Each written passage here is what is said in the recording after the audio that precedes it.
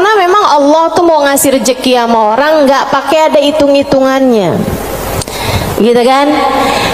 Pokoknya itu urusan langit, udah bener-bener yang Allah bilang rizqukum fis samai wa ma tu'adun, kata Allah.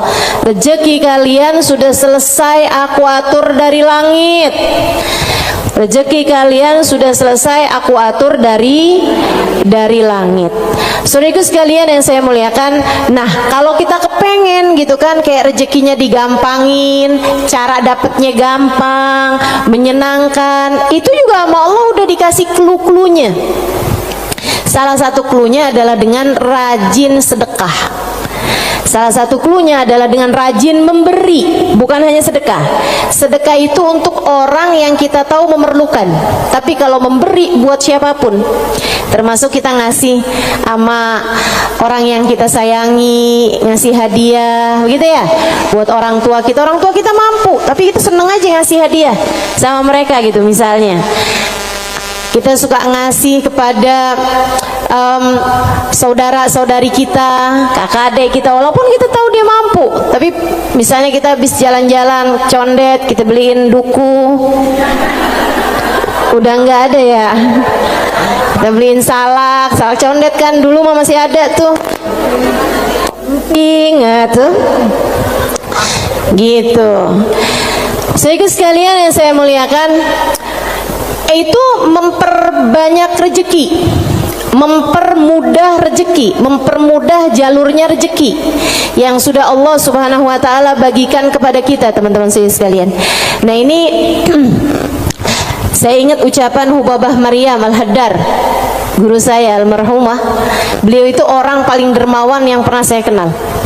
Pasti ada banyak orang-orang dermawan, tapi orang paling dermawan yang saya kenal Hubabah Maryam Al-Haddar. Saudara sekalian, beliau tuh kalau bepergian bisa jadi lupa bawa uang buat belanja, lupa bawa uang buat apa, tapi nggak pernah lupa bawa uang buat sedekah. Karena memang ini orang satu senengnya ngasih luar biasa. Siapapun aja dia kasih. Anak-anak ketemu dia kasih, orang tua ketemu dia kasih. Dan dari Hubabah Maryam tuh saya juga jadi ngerti bahwa ternyata semua orang suka dikasih. Subhanallah lah, semua orang tuh seneng aja dikasih gitu. Walaupun dia orang mampu sekalipun gitu ya, tapi kalau dikasih tuh kok seneng aja gitu. Betul nggak? Ini yang katanya Nabi Muhammad, tahadau tahabu, saling beri hadiahlah kalian, maka kalian akan semakin saling sayang, semakin saling cinta. Makanya para ibu mesti yang besar hati buat selalu bisa ngasih sama anak-anaknya, para istri ngasih buat suaminya, gitu kan ya, saudara ngasih buat saudaranya dan seterusnya gitu. Itu memang adalah bagian dari kita pengen cari ridha Allah SWT. Irhamukillah, dengan cara memberi tersebut itu ya, ngambil sifatnya Allah SWT. Allah tuh mu'ti, Allah pemberi. Jadi kalau kamu juga ikut-ikutan, bukan jadi orang yang senang menerima, tapi jadi orang yang senang memberi, maka Allah SWT akan alirkan kepadamu rezeki-rezeki yang bahkan dari arah-arah yang tidak disangka-sangka. Saudara sekalian yang saya muliakan, Hubabah Maryam pernah bilang, Halimah jangan takut ngasih. Nak, jangan takut ngasih. Allah itu seringkali ketika kamu ngasihnya banyak, Allah juga ngasihnya banyak. Ketika Allah ngelihat kamu jalur keluar duitnya itu banyak, Allah juga bakalan ngasih itu buat memenuhin jalur keluarnya uang tersebut gitu. Atau Babah kayak begitu, jangan takut buat ngasih, nak, jangan takut buat ngasih. Subhanallah, itu sering saya inget-ingetin tuh, jangan takut buat ngasih, jangan takut buat ngasih. Kadang-kadang tuh orang punya banyak aja, kalau mau keluarin duit tuh kayak disuruh keluarin separuh nyawa gitu, penuh perhitungan ya. Makanya ada satu cerita, salah satu dari habaib teriak-teriak manggil anaknya. Misalnya anaknya namanya siapa? Husin misalnya. Sin, anaknya sebelah saya nih yang namanya Husin. Si Husin ini kan dia dengar panggilan tapi dia nggak tahu ayahnya ada di mana. Dia bilang, "Bang Abah ada di mana sih, Bah? Ini Husin, Bah, lebek, Bah." Kata abahnya, "Kamar mandi, Nak." "Iya, Bah." Dikirain suruh ngambil sabun, apa kehabisan odol gitu kan. "Sen, tolong ambilin duit Abah, Nak. Ada di gesper Abah warna hijau." Iya sih. Habaib-habaib kita suka punya gesper warna hijau.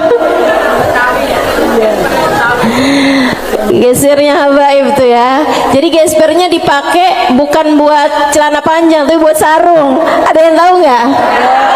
Anak-anak zaman sekarang nggak pada tahu nih, nggak seru ah.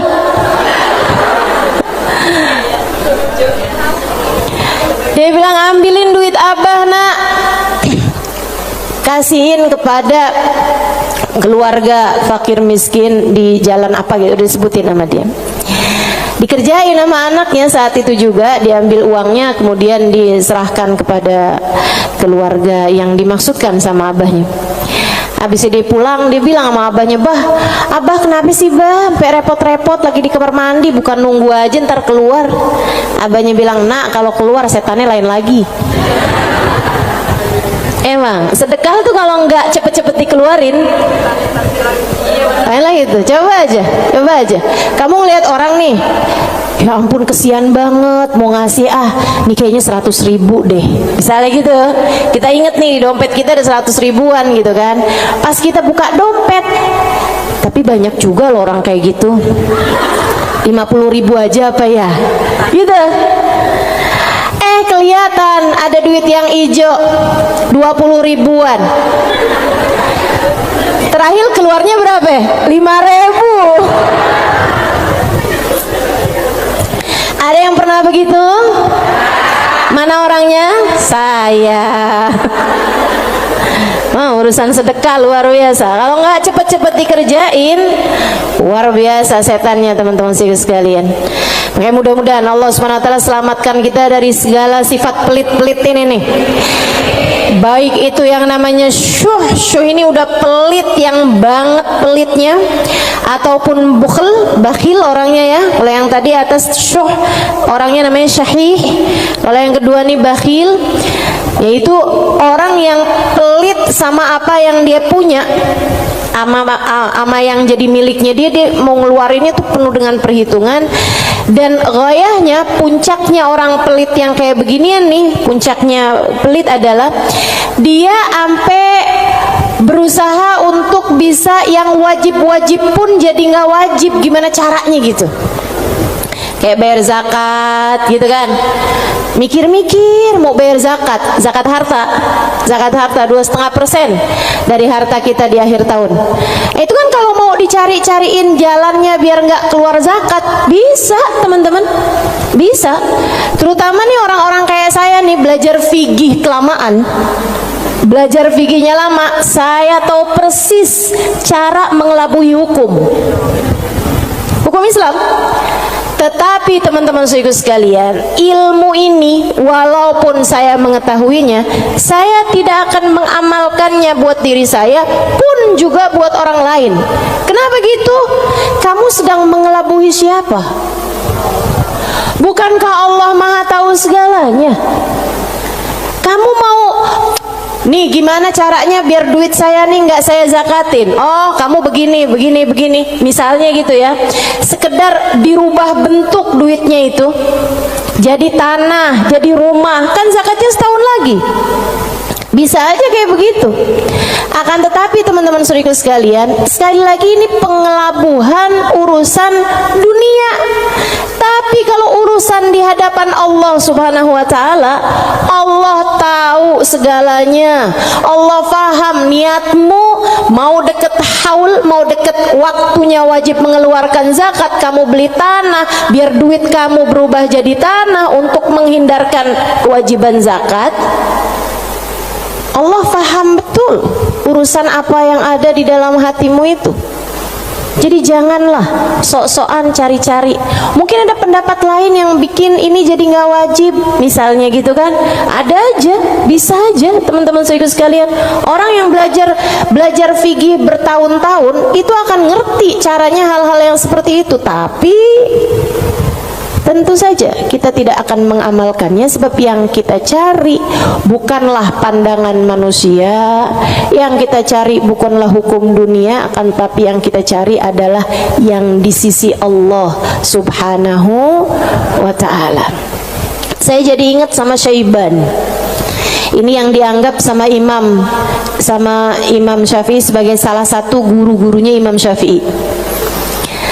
Imam Syafi'i satu hari ditanya sama muridnya Imam Ahmad bin Hanbal, siapa aja guru-gurumu tuan? Sebutin sama Imam Syafi'i, fulan bin fulan, fulan bin fulan, fulan bin fulan.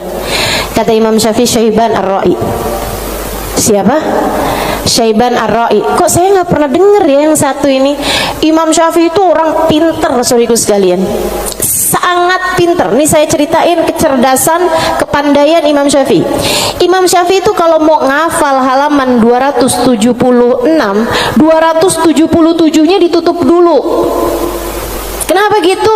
Karena kalau saya kelihatan suka ikutan masuk juga. Kecerdasan jenis apa itu coba?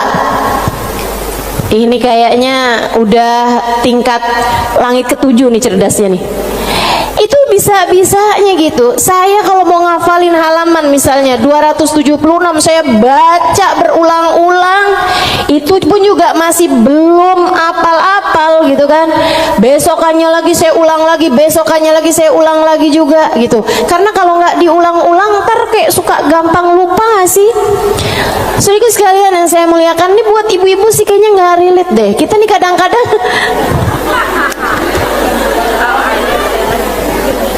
baca surat Al-Kafirun aja bu, ujungnya nggak ke bawah-bawah. Bismillahirrahmanirrahim. Qul ya ayyuhal kafirun la a'budu ma ta'budun wa la antum a'biduna ma a'bud wa la ana a'budu ma abattum wa la antum a'biduna ma a'bud wa la ana a'budu ma abattum wa la antum. Mana dia nih ujungnya nggak kena-kena. Imam Syafi'i hafal Quran di usia 7 tahun seperti kita hafal surat Al-Fatihah sekarang. Kita hafal surat Al-Fatihah kan nggak kebalik-balik tuh. Apal aja biar sambil goreng, sambil apa aja yang namanya Fatihah mah nggak pernah keliru ya bu ya. Nah itu Imam Syafi'i hafal Al-Quran 30 juz kayak kita hafal surat Al-Fatihah sekarang. Itu disampaikan oleh guru kami Sayyidil Habib Umar bin Hafid. Teman-teman sekalian, gimana enggak tuh Imam Syafi'i itu belajarnya kayak gitu tuh modelannya tuh. Dulu Imam Syafi'i itu orang sangat nggak punya teman-teman. Imam Syafi'i itu duduk di majelisnya Imam Malik. Itu beliau pertama hadir duduknya di luar aja, nggak dicatat, dengerin aja. Karena nggak istilah katanya nggak ikutan bayar sekolahnya, jadi dia di luar gitu kan. Satu waktu habis selesai murid-murid pada keluar, gurunya nih ngeliatin si anak ini dipanggil sama gurunya gitu. Terus tanyain, belum Imam Malik ini ya, gurunya yang masih awal, masih dasar. Tanyain gitu, "Nak, tadi apa yang saya terangkan?" Dia bisa ngulangin semua yang diterangin sama gurunya 100%. Habis itu gurunya bilang, "Nak, kenapa kamu nggak duduk di kelas saya?" Dia bilang, "Karena saya nggak ikutan bayaran." "Nggak apa-apa, duduklah nak di kelas saya akan berbangga dengan kamu bisa duduk di kelas saya." Udah tuh Imam Syafi'i. Kalau mau ngafalin halaman sebelah, halaman yang sesudahnya tuh ditutup dulu sama beliau, karena gampang banget masuk, asal kelihatan kelebetan udah langsung masuk. Kecerdasan yang luar biasa teman-teman saudaraku sekalian yang saya muliakan. Nah ini satu waktu ditanya sama muridnya Imam Ahmad bin Hanbal, "Guru-gurumu siapa aja tuan?" Sampein si ini. Kenal, rata-rata Imam Ahmad bin Hanbal kenal, mereka adalah ulama-ulama pada masa tersebut gitu, yang disebut sama Imam Syafi'i, Syaiban Ar-Ra'i. Baru nggak kenal. Siapa tuh Syaiban Ar-Ra'i? Ra'i, dia bilang, kata Imam Syafi'i, tukang gembala kambing. Penasaran, pengen dong kenal. Oh iya, nanti saya akan ajak kamu. Satu hari diajak nih sama Imam Syafi'i, Imam Ahmad bin Hanbal diajakin pergi ke tempatnya Syaiban Ar-Ra'i. Di mana diajakinnya? Di tempat gembalaan kambing. Sambilan tuh kambing digembala, Syaiban sholat. Kambingnya semua makan rumput, dianya sholat. Habis saya sholat, di Imam Syafi'i sama Imam Ahmad bin Hanbal duduk di situ. Assalamualaikum warahmatullahi wabarakatuh ya Syaiban. Waalaikumsalam warahmatullahi wabarakatuh. Syaiban, saya nih datang kemari nih, katanya Imam Ahmad bin Hanbal, karena Imam Syafi'i waktu saya tanya salah satu gurunya, dia menyebutkan dirimu, wahai Syaiban. Emang Syafi'i ini ada-ada aja, tawadu kan, bukan yang ya gitulah saya. Walaupun saya kelihatannya penggembala kambing ya, tapi jangan remehkan, jangan remehkan. Saya gurunya Imam Syafi'i, enggak gitu. Dia bilang, Imam Syafi'i ini emang ada-ada aja. Bagaimana mungkin penggembala kambing seperti saya jadi gurunya Imam Syafi'i? Kata Imam Syafi'i, Syaiban, saya datang kemari ini mau bertanya beberapa permasalahan-permasalahan. Oh iya, boleh. Apa pertanyaanmu? Yang pertama, kami mau tanya kepadamu urusan sholat. Kalau kamu nih ngerjain sholat, terus kamu lupa, Syaiban, ini udah 2 rakaat apa baru 1 rakaat ya? Apa yang harus kamu lakukan, wahai Syaiban? Syaiban jawab, ala madhabina au ala madhabikum. Sesuai madhab kalian atau sesuai madhab saya? Oh, Syaiban punya madhab, maaf. Maaf, Syaiban punya madhab. Katanya Imam Syafi'i, memang ada 2 madhab nih dalam masalah ini? Iya, tentu saja. Madhab kalian selalu berbeda dengan madhab saya. Oh, boleh kami tahu kalau sesuai dengan madhab kami gimana, Syaiban? Kalau madhab kalian, kalau lupa berapa rakaat sholat, ngambil rakaat yang sedikit, kemudian sesudahnya sujud sahwi. Iya benar, kata Imam Syafi'i, benar. Begitu memang yang disampaikan oleh baginda kita Nabi besar Muhammad sallallahu alaihi wasallam. Kalau madhab kalian gimana, Syaiban? Kata Syaiban, kalau madhab kami, madhab ahli tasawuf, madhab hamba-hamba dekat dengan Allah Subhanahu wa ta'ala, madhabnya para wali lah boleh dibilang. Dia bilang, kalau kami sholat menghadap Allah tapi kami sampai lupa berapa rakaat kami menghadap kepadanya, artinya kan pikirannya kemana-mana. Dia adalah orang yang sudah kurang ajar kepada Allah. Dia harus dihukum dengan puasa setahun dan qiyamul lail setahun. Itu hukuman buat orang, itu pelajaran buat orang yang bisa sampai lupa ngadep sama Allah Subhanahu wa ta'ala. Ada yang mau ikutan madhabnya Syaiban?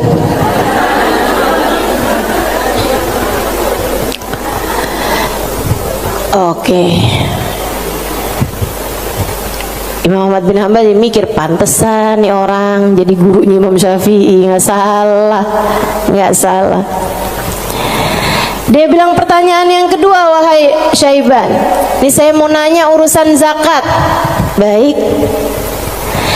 Ini kan kamu kan punya banyak kambing nih, Syaiban nih. Yang kamu gembalakan nih kambing-kambingmu bukan? Iya, kambing saya, kata Syaiban. Ada kayak berapa ekor lah kambingnya. Dia bilang, berapa zakatnya kambingmu ini, wahai Syaiban?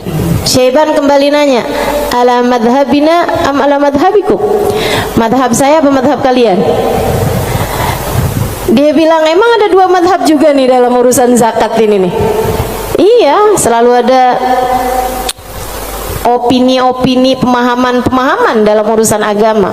Dan teman-teman, agama Islam ini satu-satunya agama yang memperbolehkan kamu untuk, bahkan menyuruh kamu untuk selalu berpikir. Agama yang paling natural, agama yang sesuai sama pola pikir manusia. Kamu harus berpikir biar selamat dari api neraka. Kamu harus berpikir, gitu kan? Bahkan Allah ketika menceritakan tentang orang-orang ahli neraka, lahum qulubun la yafqahuna biha, kata Allah. Mereka punya hati, punya pikiran, tapi nggak dipakai mikir. Akhirnya jadi ahli neraka. Orang selalu aja tuh fa'tabiru ya ulil albab, gitu kan. Maka ambillah pelajaran dari sini wahai yang berpikir. Disuruh berpikir. Kita ini dalam Islam ini disuruh berpikir, nggak boleh kayak yang ya udah ini doktrinnya agama, udah ikut aja, nggak bisa. Islam ini adalah agama yang selalu memerintahkan kamu buat berpikir.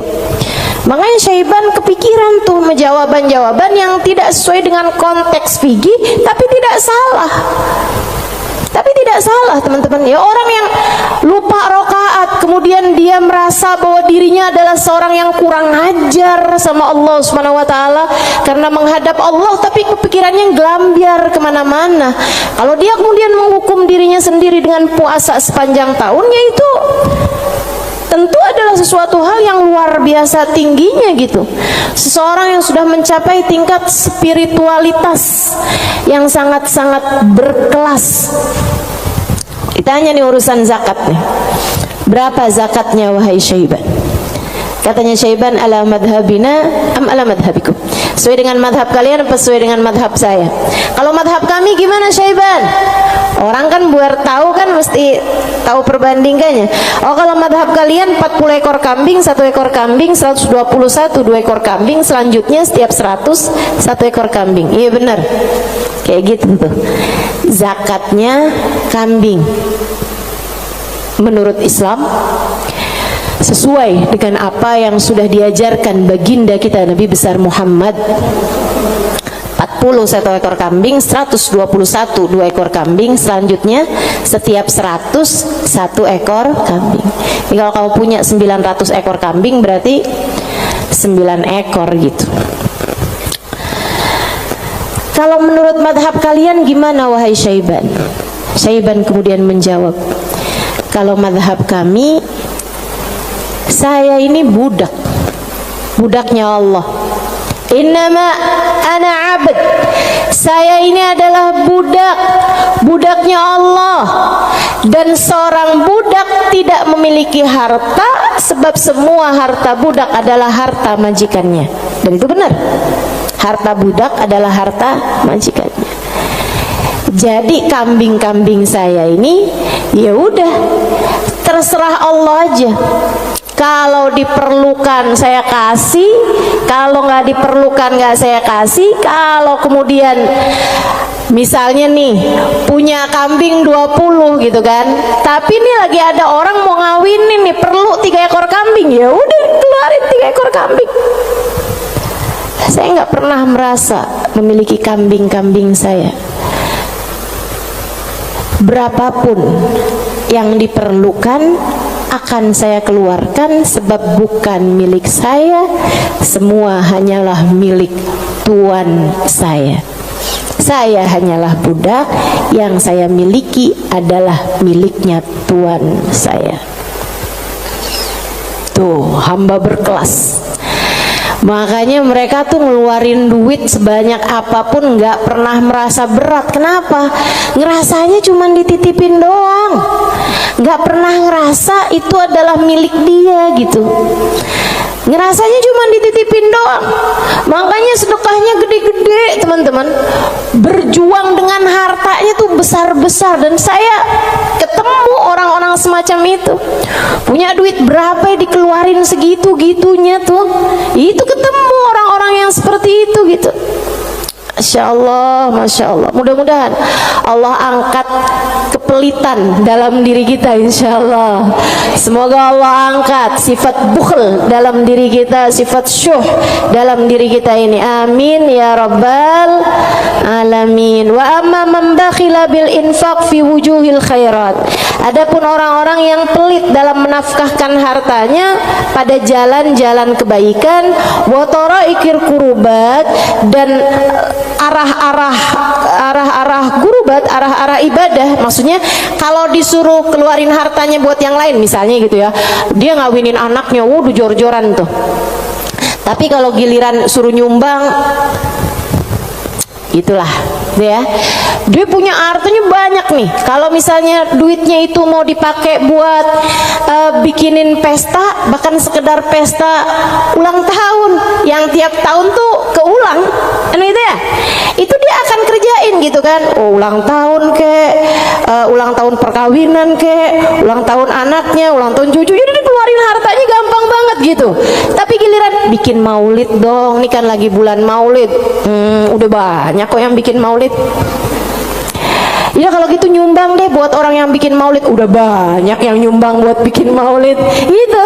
Jadi kalau urusannya yang kebaikan-kebaikan gitu kan, tuh ada pondok pesantren tuh lagi susah, oh ya udah deh ntar aneh sampein deh sama orang itu tuh, orang itu kaya tuh, banyak tuh duitnya tuh.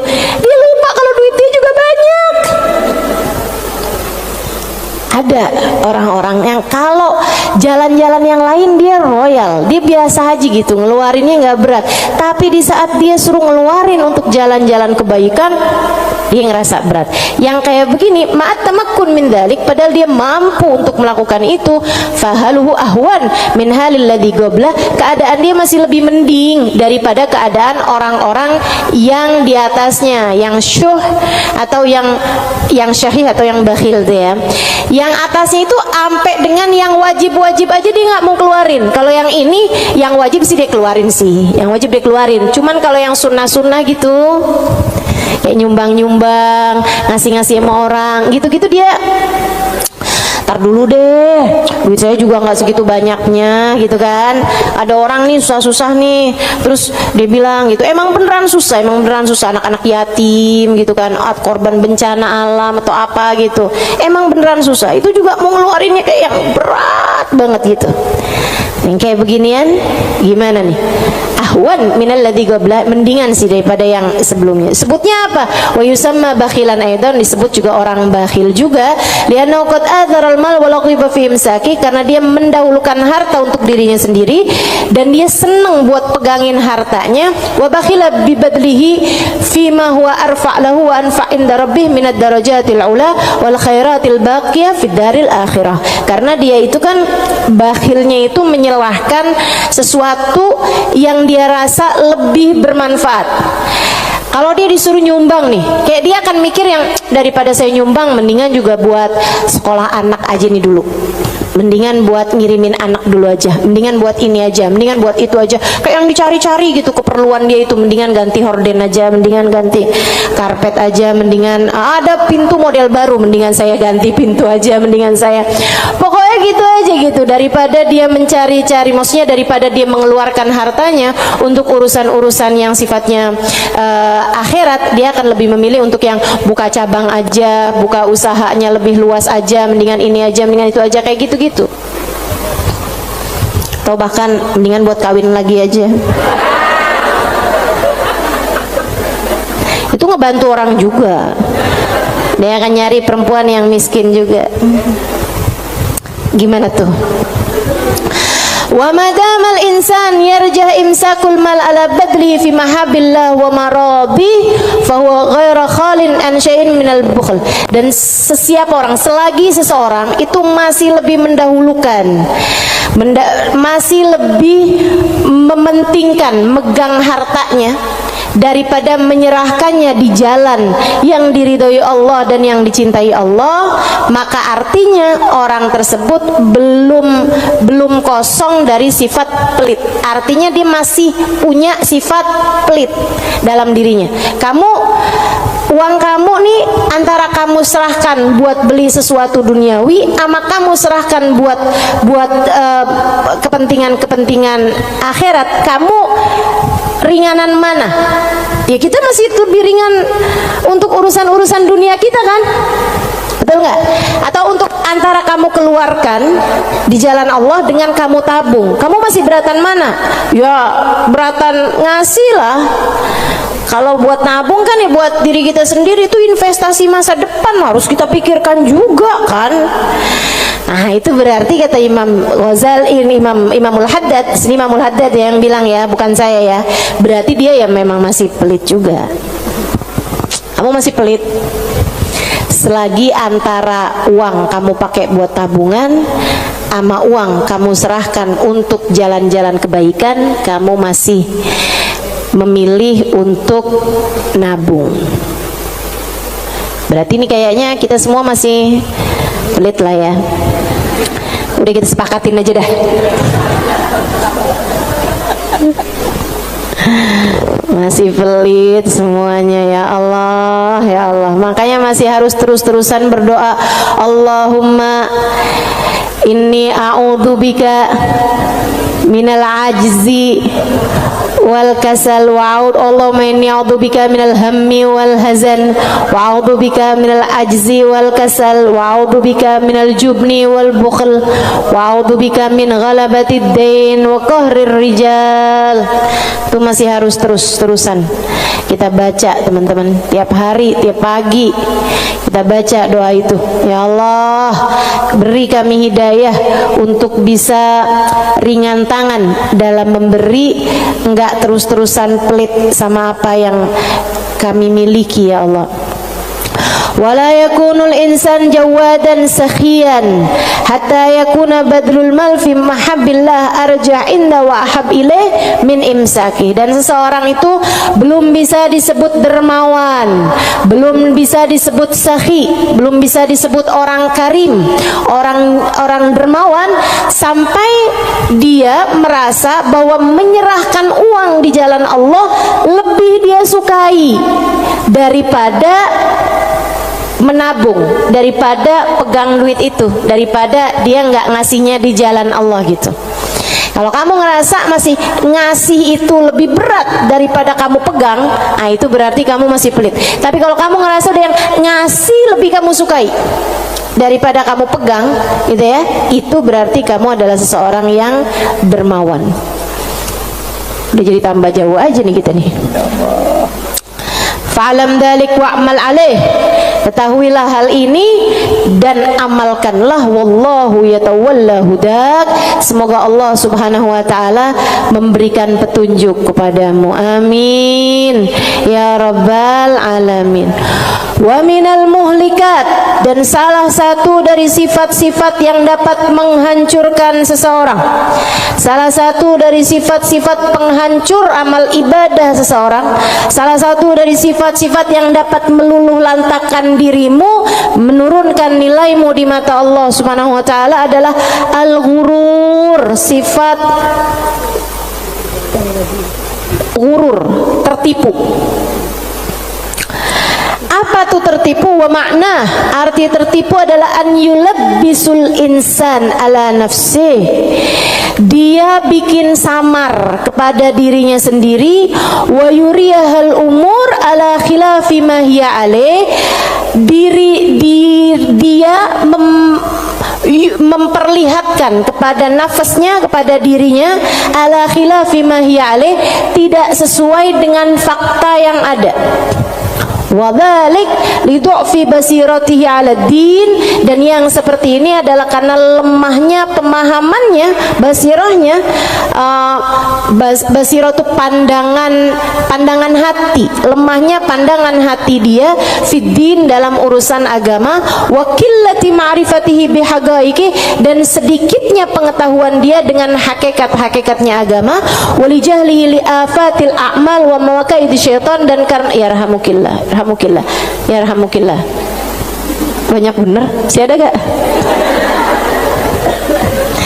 Walijahlihi, dan karena ketidakfahaman dia biafatil a'mal, dengan penyakit-penyakitnya amal, wa makaid syaitan, dan tipu dayanya syaitan, walighalabati hawa nafs alaih, dan karena menangnya hawa nafsu menghadapi dia, wa rukunihi ila amaniha wa khuda'iha, dan karena tenangnya dia dengan angan-angannya dirinya sendiri serta tipu dayanya dirinya sendiri. Waqad qala Allah taala, dan Allah Subhanahu wa taala telah menyampaikan muhadziran li ibadihi minal ghurur, memberi peringatan kepada hamba-hambanya tentang bahayanya ketertipuan ini. Kata Allah Subhanahu wa taala, ya ayyuhan nas inna wa'dallahi haq, wahai sekalian manusia, sesungguhnya janji Allah itu benar. Fala taghurrannakumul hayatud dunya, janganlah kehidupan dunia menipu kalian. Wala taghurrannakum wala yaghurrannakum billahil ghurur, dan janganlah ghurur, tipu daya, menipu kalian dari Allah Subhanahu wa taala. Wa qala ta'ala fi wasfi ba'dil mutarrin, dan Allah Subhanahu wa taala telah mensifati sifatnya orang-orang yang tertipu dengan firman Allah Subhanahu wa taala dalam akhir surat Al-Kahfi, alladzina dhalla sa'yuhum fil hayatid dunya wa hum yahsabuna annahum yuhsinuna sun'a. Mereka adalah orang-orang yang sesat jalan mereka di dunia, akan tetapi mereka menyangka bahwasanya mereka telah berbuat banyak kebaikan-kebaikan dunia. Banyak banget nih. Nanti Imam Ghazali, Imam Al-Haddad akan menerangkan tentang mereka-mereka ini. Wa qala ta'ala, dan Allah Subhanahu wa taala juga menyampaikan, walakinnakum fatantum anfusakum wa tarabbastum wartabtum wa gharratkumul amani hatta jaa amrullah wa gharrakum billahil ghurur. Ini ayat sebelumnya sangat indah sekali nih teman-teman. Sebentar saya akan bukakan.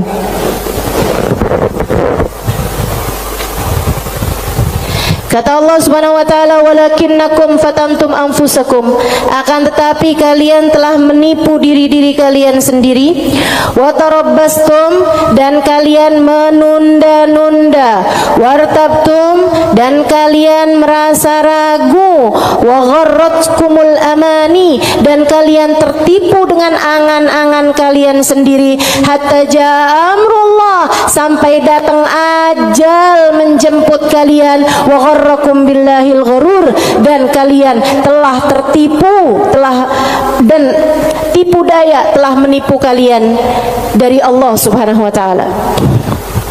Al-Hadid ayat 14. Al-Hadid ayat 14.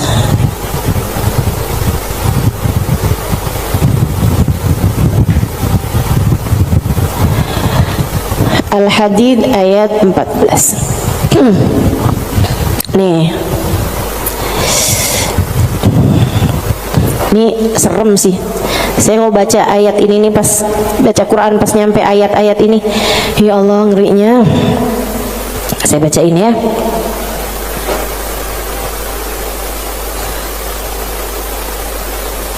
Dari mana ya enaknya nih ya?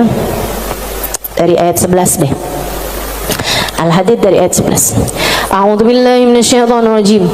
Man dzalladzi yuqridullaha qardan hasana fayudha'ifahu lahu wa lahu ajrun karim. Kata Allah, siapa di antara kalian yang mau menghutangi Allah? Ini Allah nih dari taunya orang-orang tuh ama hartanya tuh medit banget, pelit banget, sampai Allah bilang, kamu di saat sedekah kamu nggak lagi ngasih buat orang, kamu lagi ngasih hutangan kepadaku, kata Allah. Kamu lagi ngasih tuh, kamu lagi ngasih hutang sama aku, kata Allah.